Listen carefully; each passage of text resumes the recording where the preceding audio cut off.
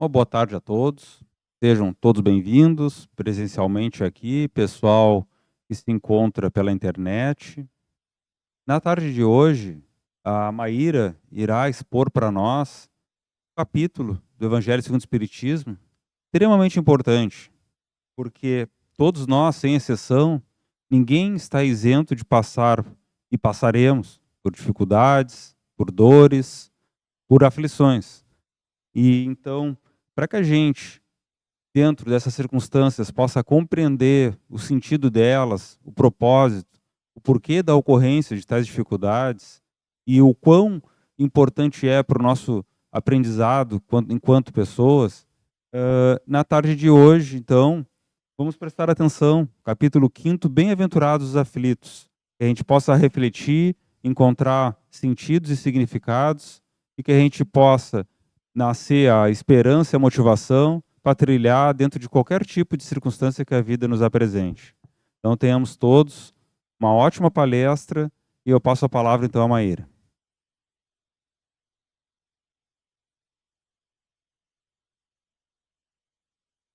Boa tarde, pessoal. Boa tarde a todos aqui presentes, pessoal que nos acompanha também pela internet.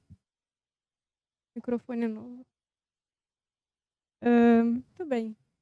Para a gente começar a nossa reflexão da tarde de hoje, o que são dificuldades e facilidades para nós?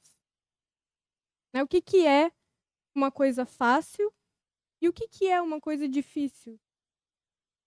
Uma coisa fácil é uma coisa que eu domino, que eu sei a ocorrência, que eu sei a sequência dos fatos, do que vai ocorrer. Eu consigo ter uma noção do que pode ou não acontecer como consequência. Uma coisa difícil é uma coisa que eu não domino em nada. Uma coisa difícil é uma coisa que me causa instabilidade, incerteza. E no fundo, o que a gente menos gosta, ou melhor, o que a gente mais procura é a certeza, é a estabilidade. Então, muitas vezes, a gente procura na vida meios, métodos, sistemas em que a gente se sinta um pouco mais seguro, um pouco mais conhecedor e dominador daquela situação em que a gente está. Na vida, a gente cria vários métodos, a gente se apoia no nosso emprego, nos nossos status. A gente, às vezes, busca uma faculdade e faculdades tradicionais, por exemplo, engenharia, administração, advocacia, medicina. Porque na nossa visão, muitas vezes, esses locais, essas profissões, esses trabalhos, eles têm mais significância. Então, eu sendo, ou eu me colocando nessa situação, automaticamente eu já vou receber um crédito perante as outras pessoas. Eu já não sou mais um ninguém. Eu já não sou mais alguém que não tem nenhum valor. Eu tenho um valor. Eu tenho um atestado de que eu sou alguém. Assim também a gente faz com os relacionamentos. Quantas vezes nós não procuramos ter um relacionamento, buscamos ter um relacionamento afetivo para aplacar as nossas carências físicas, muitas vezes, necessidade de sexo, necessidade de toque, mas também porque aquela pessoa ao nosso lado, aquela pessoa que está ao nosso lado, ela nos faz sentir que nós temos valor. Nós também temos valor. Que nós somos capazes de satisfazer alguém, nós somos pessoas agradáveis, nós somos pessoas que vale a pena conviver. Nós não somos sozinhos, Nós não somos insuportáveis. Nós somos capazes de proporcionar a alguém conforto afetivo. E isso não necessariamente é a realidade. Quantos relacionamentos existem e muitas vezes nós mesmos estamos inseridos dentro de um relacionamento problemático, totalmente problemático, onde não existe respeito, onde não existe admiração entre as pessoas. Não existindo admiração, não existe afeto. Tudo que o outro faz me incomoda, tudo que o outro faz me dá vontade de corrigir automaticamente. Que afeto é esse? Eu me torno uma pessoa insuportável e o outro só me suporta porque ele tem medo de me perder, porque ele tem medo de ser sozinho. E aí nós criamos bolhas de estabilidades falsas. Porque internamente a gente está tudo bagunçado. Dentro das nossas emoções, a gente tem insegurança, a gente tem medo, a gente tem inflexões. Nós somos inflexíveis. Nós nos permitimos ser pessoas totalmente autoritárias. Porque nós não queremos perder o controle em momento nenhum. O descontrole, a falta de não poder controlar a situação nos desestabiliza completamente. E nós fazemos as pessoas ao nosso redor pessoas infelizes. Para que tudo isso eu estou falando? Porque o que é a aflição? Jesus fala, ele fala bem-aventurados os aflitos, ou seja, felizes são aqueles que estão aflitos. Parece uma contradição. Parece uma enorme contradição, porque, poxa, a aflição é uma coisa ruim de sentir. É muito ruim de sentir. Tu tá dentro de uma situação que tu não quer passar. Tu tá dentro de uma situação onde tu sente emoções, sensações ruins, que te causam medo, que te causam instabilidade, dúvidas.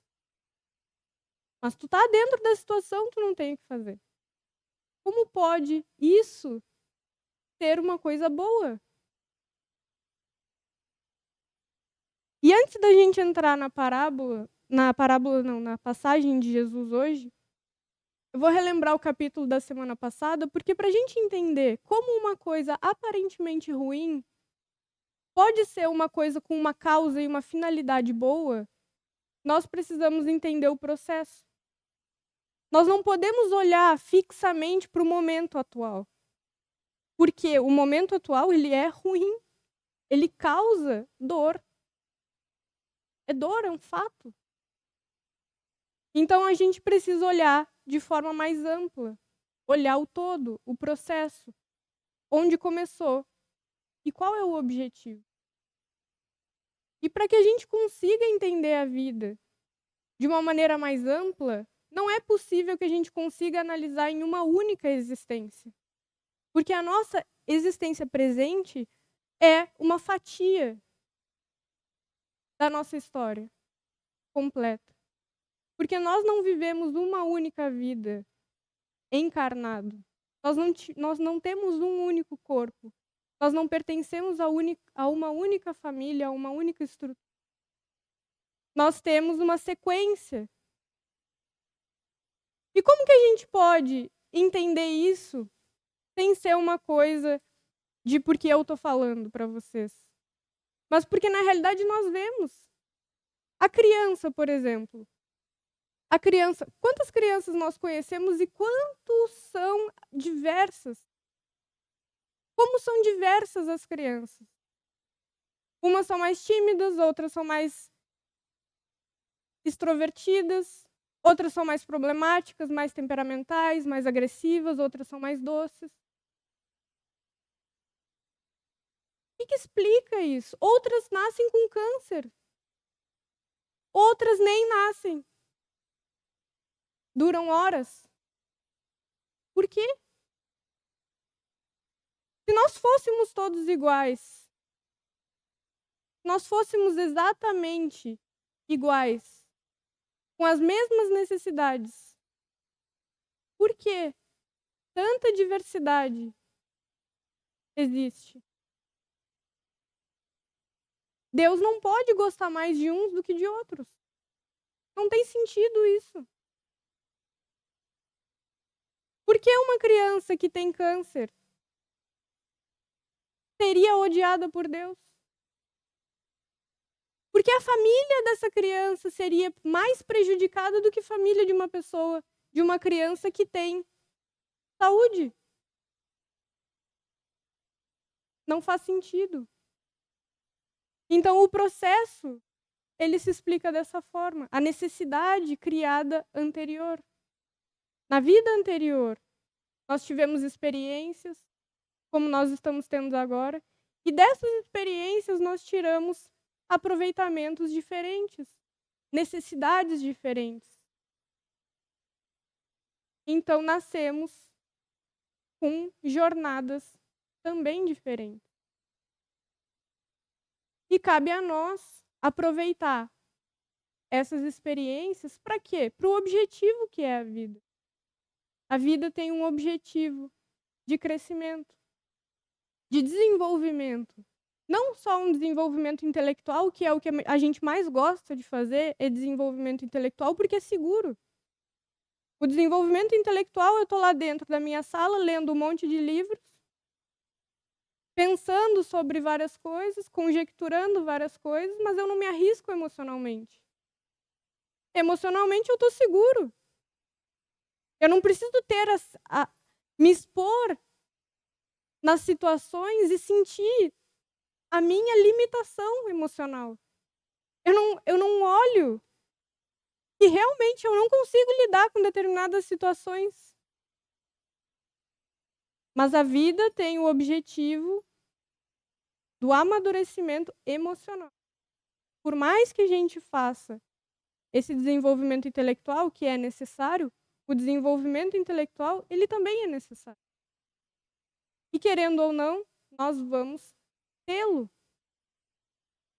Então, quando a gente está lá, fechado na nossa bolha, na nossa biblioteca, cheio de livros, ou na nossa família, cheio de controle sobre as pessoas à nossa volta, e nós estamos satisfeitos com isso, o que a vida faz?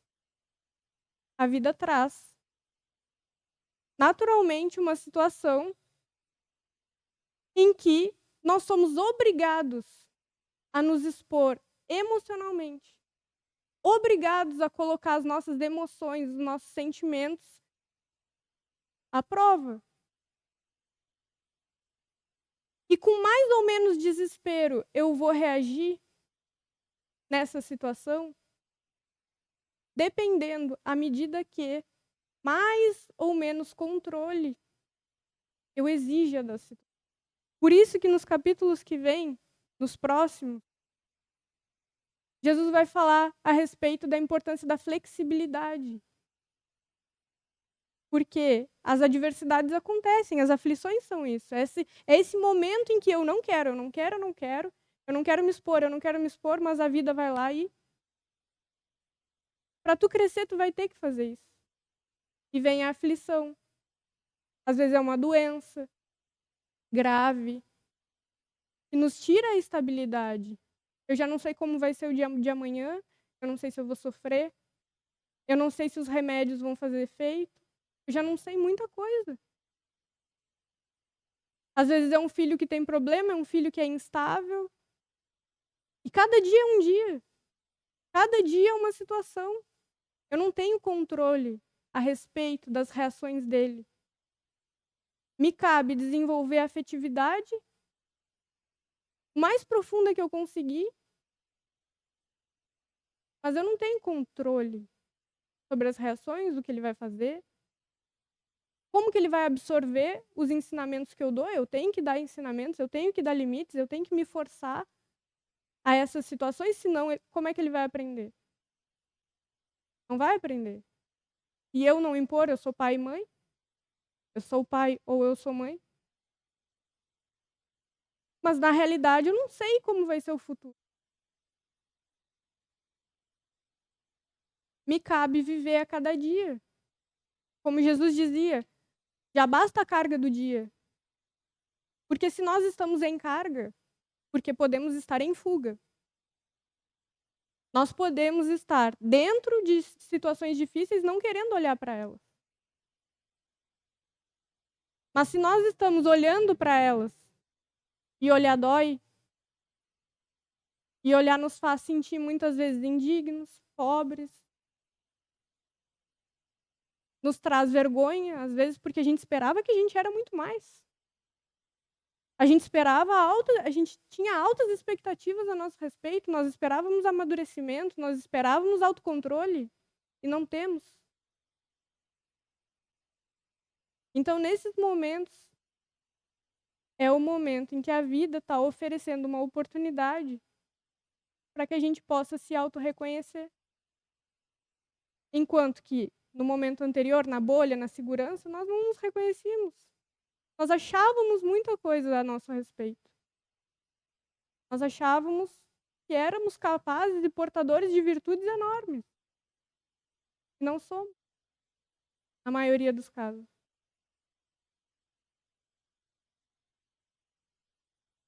Então, na passagem, Jesus diz assim, ó, bem-aventurados vós. Isso ele está falando para uma multidão que, na época, era uma multidão sofrida. Por quê? Na época de Jesus, a pobreza era extrema. Era extrema pobreza. Hoje nós vemos pobreza nas ruas, mas naquela época era extremo. Extremo. Além da pobreza, existia a exploração. A exploração sem limites. A justiça era feita por pessoas que controlavam os próprios interesses. Não tinha nada, ou quase nada, que fizesse os poderosos ponderar a respeito de exploração ou disso. A exploração também era sem limites. Então, estar no lado frágil da sociedade naquela época era um sofrimento extremo. Não se tinha auxílio de basicamente nenhuma situação. Então, quando ele fala para uma multidão, ele está falando para uma multidão de pessoas que sofrem privações extremas, privações de toda ordem, comida, vestimenta, lazer nenhum, estudo muito menos. A carga da reprodução, a carga da sustentação da família, a exploração, a humilhação, pessoas que sofriam humilhações constantes. Então, quando ele fala, ele diz: bem-aventurados vós, que sois pobres. Era a maioria. A maioria era pobre. Mas por que ele está se referindo a isso? Porque naquela época, a maioria era pobre. E é o que eu falei para vocês, os pobres passavam por necessidades morais extremas. Então ele não está falando simplesmente que a pobreza, por si só, é uma virtude. Não é isso. Ele está falando da situação que nós não queremos passar. Quem de nós quer sofrer todas essas privações? Quem de nós quer sofrer a mínima humilhação que seja? Deus me livre. Não leva o desaforo para casa de jeito nenhum. Não é assim que a gente pensa? Mas naquela época, se tu reagisse, tu era morto violentamente. E diz assim: vós que sois pobres, porquanto vosso é o reino dos céus. Por que ele tá? O que é o reino dos céus? É o reino interior. Porque Jesus sempre ensinou a diferença entre o interior e o exterior. Sendo que o reino dos céus, hoje nós sabemos que céu, na realidade, é uma camada na volta da crosta terrestre. Não dá nem para dizer que é em cima e que é embaixo. Porque, na verdade, o céu envolve tudo. Então o que é o reino dos céus? Não pode ser um lugar lá em cima. O reino dos céus é o nosso interior pacificado, o nosso interior equilibrado. Porque, tendo o nosso interior equilibrado, nós somos felizes em qualquer situação. Qualquer situação. E para comparar, uma comparação muito específica, é só a gente ver o Chico Xavier. O Chico Xavier sofreu privações enormes ao longo da vida dele. Ele também foi pobre, extremamente pobre, com uma família enorme para sustentar, muitos irmãos, irmãos problemáticos, com dificuldade, uma irmã se suicidou, o pai doente, levava a garfada da madrasta, era torturado pela madrasta. E era a criatura doce, não revoltada com a vida, que se preocupava com os outros, se preocupava em levar consolo para os outros. Então não pode ser que é a situação o problema. O problema é a nossa relação com a situação. E a situação difícil nos ajuda a desenvolver. Nos ajuda a desenvolver sentimentos, resignação. Nos obriga a ser menos controlador. Nos obriga a ter mais flexibilidade. Sem essas coisas não há reino dos céus. Não existe reino dos céus para alguém que quer controlar tudo à sua volta. Porque é impossível. A gente só consegue controlar a nós mesmos e quando a gente faz esforço para isso. Então existem determinadas características que sem elas a gente não chega lá. A gente não chega nesse objetivo. E as dificuldades, as aflições ajudam que nós desenvolvamos essas características. E seguindo ele fala assim: bem-aventurados vós, que agora tendes fome. Imagina, fome, uma coisa básica, uma falta básica. E ele está dizendo: felizes são vocês que estão nisso, nessa situação. Porque sereis saciados. Saciados de quê? Saciados dessa aflição, dessa tormenta de estar nessa situação e a gente não saber o porquê. Porque após a morte, após a sequência desse processo que eu falei lá no início, sabendo que a gente tem uma origem de uma história que não é uma vida nem duas, são várias. E dentro dessa história nós desenvolvemos características, desenvolvemos tendências.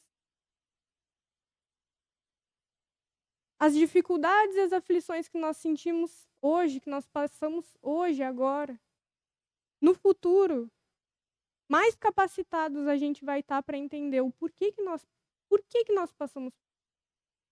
E se nós tivermos humildade e realmente tivermos aprendido com a situação, a gente vai entender que era necessário passar. E por isso a saciedade. Porque faz sentido. Eu entendo a importância e eu vejo que sem aquela situação eu não teria conseguido compreender. Quando a gente está na situação, a gente não pensa assim. Mas depois, quando passa, e a gente analisa mais profundamente, a gente consegue chegar nessa conclusão. E é impossível não chegar, porque a vida é um processo educativo, evolutivo. E todos nós, a gente passa por isso, sem exceção. E ele encerra dizendo: felizes sois vós, e agora chorais, porque rireis. Então ele fala: é melhor tu tá numa situação em que tu tá chorando, talvez não de desespero, Não, não chorando de revolta, porque a revolta faz com que a gente não consiga absorver nada. A gente só se acha vítima, a gente só se acha injustiçado, a gente só acha que o mundo está contra nós. E muitas vezes a gente nem é capaz de sair do nosso próprio umbigo e olhar que as outras pessoas também passam por isso, que tem outras pessoas passando por coisas muito piores. E a gente não é humilde o suficiente para dizer, não, então essa é a minha carga. É com isso que eu tenho que lidar e é com isso que eu tenho que aprender. Então é melhor a gente estar numa situação não de desespero, mas de autoconsciência, de até insatisfação consigo mesmo. Sabendo das nossas dificuldades, das nossas limitações, das nossas dores, do que estar numa posição onde nós dominamos tudo, aparentemente. Rimos, brincamos, mas na realidade é tudo uma ilusão, porque se acabar o dinheiro, eu vou me desesperar, se o meu filho morrer, eu vou me desesperar, se a minha mulher me deixar, eu vou me desesperar. E isso vai acontecer. Não desejando o mal para ninguém, obviamente, mas a vida acontece para todo mundo. E cabe a nós estar mais ou menos preparado para as situações, conscientes, entendendo que Deus tem soluções para todos nós. Muitas vezes é a gente que não quer se arriscar. É a gente que não quer admitir o quão é necessário isso para nós. Na semana que vem vai ser falado a respeito do Cristo Consolador, justamente porque Jesus falando para essa multidão, e não só falando, mas mostrando, porque o que Jesus tinha de material na vida dele? Qual era a segurança que Jesus tinha material? A família não apoiava ele, achava que ele era louco. Ele não tinha emprego fixo, ele pescava junto com os apóstolos. Ele andava de uma cidade a outra ensinando o evangelho, às vezes sofrendo humilhações, perseguições. E a estabilidade emocional e a integração dele com a vida era extrema, enorme. E ele mostrando o quanto isso é mais importante do que qualquer coisa. Se tu tiver isso dentro de ti, tu não precisa controlar nada à tua volta. Porque com tudo tu sabe lidar. E é consolador por causa disso. Porque explica essas necessidades. E a doutrina espírita, principalmente, mostrando pra gente o fato da reencarnação através dos fenômenos mediúnicos, através da existência dos espíritos, através dessas experiências reais, profundas, onde não há mais dúvidas a respeito de reencarnação, de que a morte é um fenômeno biológico e a nossa essência, ela segue a jornada. Faz a gente começar a compreender por que nós temos determinadas reações, por que a gente passou por determinadas coisas, por que tal experiência foi necessária para mim.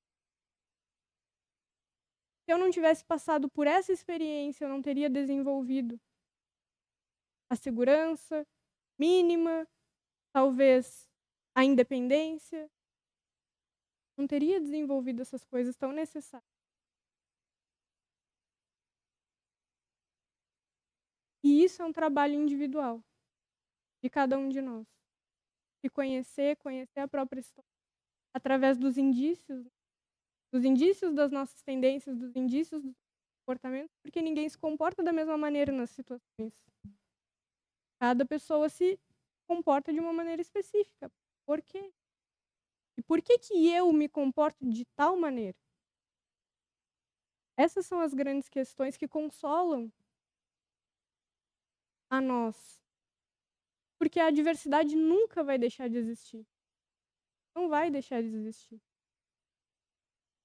Mas, entendendo as causas, as motivações, a gente se desespera menos. E menos tendência nós temos ao desespero total, que é o suicídio, por exemplo. O suicídio é um desespero total a respeito de não ver saída, de não ter esperança, de não enxergar qualquer tipo de solução para si e para os problemas que estão. E como a vida continua, é um fato, é um ato, não soluciona, não consola, não resolve, proporciona tristeza aos familiares e àqueles que mais gostavam de nós. Então, a compreensão dessas coisas nos evita que a gente caia nesse tipo de ideia, certo? Então, que a gente possa continuar essa jornada na semana que vem, nos próximos capítulos, e que vocês possam estar de novo aqui com a gente.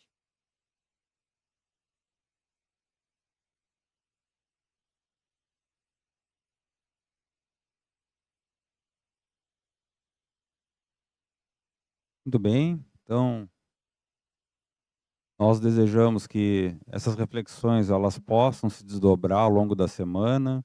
Esse material, essa atividade fica disponível na plataforma do YouTube e também no Facebook, tem lá na nossa página. Compartilhem com quem vocês compreendem que precisam desenvolver essas reflexões também, que a gente consiga ter um bom proveito, tá? Então, bom fim de semana a todos